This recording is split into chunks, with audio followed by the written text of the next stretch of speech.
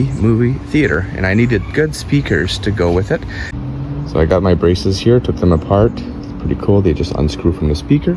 I think I'm about to put the second screw in, and I did that to the other side, and you can see the speaker is mounted. And the pretty cool thing is that the speakers are screwed on to the mounts using these here. You just have to align them and put them up, which is pretty cool. Now the next step will be to install the wires. The passive speaker is now connected. I have a little bit of a slack, which I'll tie up in the back soon so it doesn't get NOA anywhere.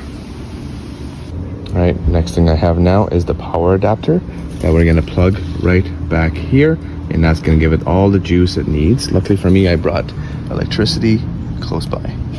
All right, now comes the time to actually testing this thing out. So I'm connected. 5, 6, 7, 8, 9, 10, 11, 12.